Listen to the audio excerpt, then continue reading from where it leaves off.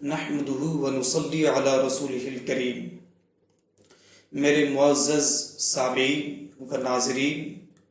آج Islamic motivational videos کے session میں ہم ان لوگوں کے حوالے سے بات کریں گے جو رزق کے لیے ٹھوکریں کھاتے ہیں، ملازمت کے لیے پریشان رہتے ہیں۔ ہم ان کے لیے ایک لائحہ عمل لے کر آئے ہیں قرآن عظیم سے، اس قرآن سے جو انسانیت کے لیے سراپا ہدایت ہے، جس کی شان ذالک الکتاب لا ریب فیہ کی ہے کہ اس کتاب میں نہ کوئی شک ہے نہ کبھی ہو سکتا ہے۔ اس کلام مقدس کلام لا ریب میں اللہ تبارک و تعالیٰ کا ارشاد ہے، سورہ نوح آیت کا نمبر 10، 11، 12۔ حضرت نوح علیہ السلام نے اپنی قوم کے لوگوں سے جو کہا وہ آج کی انسانیت کے لیے ایک درس عبرت ہے، اور وہ قرآن پاک میں موجود ہے۔ حضرت نوح علیہ السلام نے کہا تھا، یا قوم استغفروا انہ کان غفارا، کہ اے میری قوم کے لوگو، تم اپنے رب تبارک و تعالیٰ سے بخشش طلب کرو، بے شک وہ بڑا بخشنے والا، انتہائی مغفرت فرمانے والا اور انتہائی مہربان ہے۔ استغفار کی برکت سے آپ کو رحمت ملے گی، مغفرت ملے گی۔ قرآن پاک میں اللہ کا فرمان کہ یرسل السماء علیکم مدرارا، تمہارے اوپر رب تبارک و تعالی موسلا دھار بارش کا رزق استغفار کے صدقے میں عطا فرمائے گا۔ اس کا مطلب یہ ہے کہ یہ جو بارش موسلا دھار طریقے پر ہو رہی ہے، یہ کسی نہ کسی کے استغفار کا صدقہ ہے۔ اس لیے اگر آج ہمارے ماحولیات سے بارش رک جائے،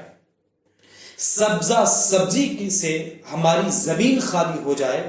تو وہ استغفار کی کثرت کرے، استغفار کی برکت سے خدا برسات فرماتا ہے، رزق کی برسات فرماتا ہے۔ اللہ کا فرمان وَيُمْدِدْكُمْ بِأَمْوَالٍ وَبَنِينَ،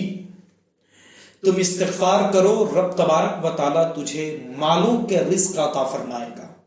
تجھے اولاد کا رزق عطا فرمائے گا، مال و اولاد سے تمہاری مدد فرمائے گا۔ آخرکار ہم میں سے بہت سے ایسے احباب ہیں جو فقر، غربت، افلاس کی زندگی گزارتے ہیں، جو چند کوڑیوں کے لیے مارا پھرتے ہیں، اور ہمارے بہت سے ایسے احباب ہیں کہ ان کے پاس مال و دولت کی کوئی کمی نہیں، مگر ان کے پاس اولاد نہیں ہے۔ بے اولاد ہونے کی وجہ سے وہ اپنے آپ کو محتاج تصور کرتے ہیں۔ چاہے بے اولاد ہو، چاہے ان کے پاس سرمایہ نہ ہو، لیکن قرآن پاک نے کہا کہ تم اپنی زندگی میں اگر استغفار کا سرمایہ لے لو، استغفار کا وظیفہ لے لو، تو اس سرمایہ کے صدقے میں، اس سرمایہ کے ذریعے سے رب تبارک و تعالی تمہیں بے اولاد نہیں رکھے گا، تمہیں حاجت مند نہیں رکھے گا، تمہاری دولتوں کی ضرورت کو بھی پورا فرما دے گا، اور تمہارے اولاد کی بھی ضرورت کو پورا فرما دے گا۔ اس کا مطلب یہ ہے کہ کسی کے پاس مال نہیں تو اسے استغفار کرنا چاہیے، کسی کے پاس اولاد نہیں تو اسے استغفار کرنا چاہیے۔ اور قرآن نے اس مضمون کو عروج تک پہنچایا تو کچھ یوں ارشاد فرمایا، وَيَجْعَلْ لَكُمْ جَنَّاتٍ وَيَجْعَلْ لَكُمْ أَنْهَارًا، کہ اگر پینے کے لیے پانی نہیں،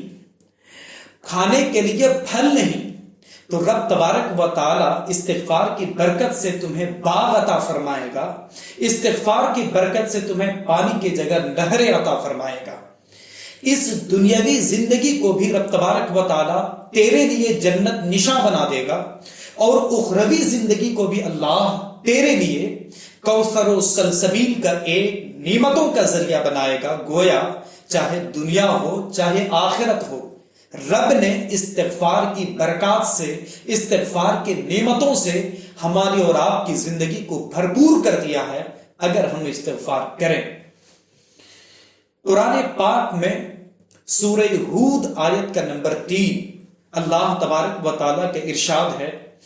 حضرت ہود علیہ السلام نے اپنی قوم کے لوگوں سے کہا تھا، وہ بھی قرآن میں درج ہے، یا قوم استغفروا ربکم ثم توبوا الیہ یمتعکم متاعا حسنا، کہ تم اپنے رب تبارک و تعالیٰ سے بخشش طلب کر لو، معافی طلب کر لو، پلٹ جاؤ اپنے رب تبارک و تعالیٰ کی جانب، رجوع کر جاؤ۔ رب تبارک و تعالیٰ کی رحمتوں کا استقبال آج بھی تیرے ساتھ ہے، اس کی نعمتیں آج بھی تیرا استقبال کرتی رہتی ہے، مگر اللہ کی رحمتیں تجھ سے مطالبہ کر رہی ہے کہ تم بھی اللہ کی جانب پلٹو، تم بھی رب تبارک و تعالیٰ کی بارگاہ میں رجوع کر جاؤ، پلٹ جاؤ۔ رب ارشاد فرماتا ہے اگر ایسا کرو گے تو یمتعکم متاعا حسنا، رب تبارک و تعالیٰ تمہیں اچھے متاع، اچھے ساز و سامان برتنے کے لیے اچھی چیزیں عطا فرمائے گا۔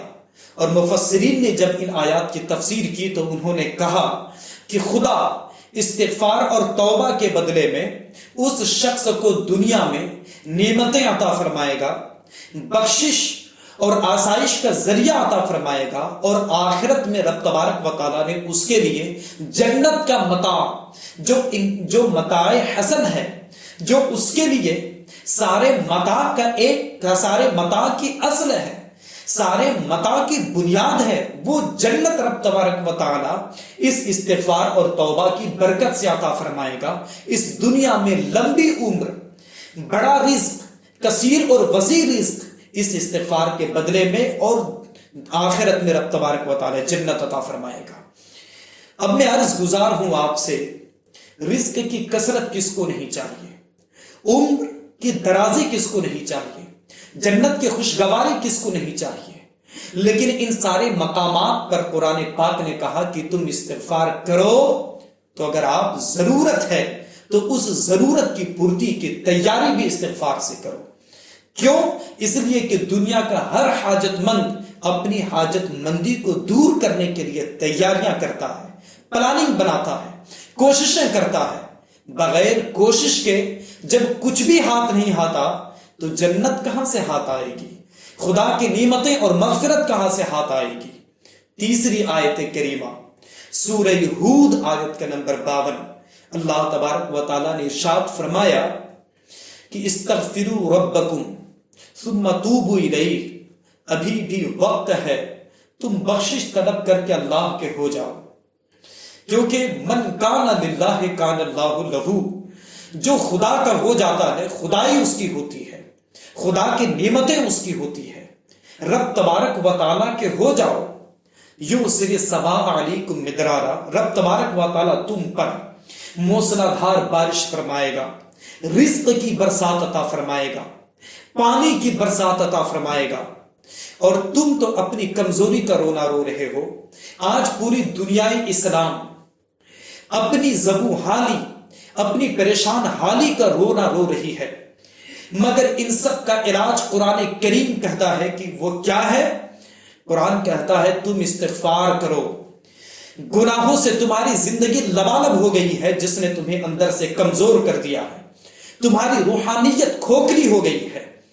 رب نے ارشاد فرمایا اگر تم استغفار کرو گے تو یزدکم قوۃ الی قوتکم، تو تمہارا یہ استغفار تمہاری قوتوں میں قوت عطا فرمائے گا، تمہاری قوتوں میں اضافہ عطا فرمائے گا، تم مال سے، دولت سے، جسمانیت سے، روحانیت سے، سائنس سے، ٹیکنالوجی سے، اس دنیا سے اور آخرت سے، ہر اعتبار سے رب تبارک و تعالیٰ تمہیں پاورفل بنا دے گا۔ استغفار میں وہ پاور ہے، وہ طاقت ہے کہ ہر محاذ میں آپ طاقتور ہوتے چلے جائیں گے۔ لہذا استغفار کو اپنائیں اور زندگی کے ہر موڑ میں آپ خوشحالی پیدا کریں۔ جنت کی نعمتیں بھی آج بھی آپ کا استقبال کر رہی ہے، رب تبارک و تعالیٰ کی طرف سے آسائشیں آج بھی آپ کا انتظار کر رہی ہے۔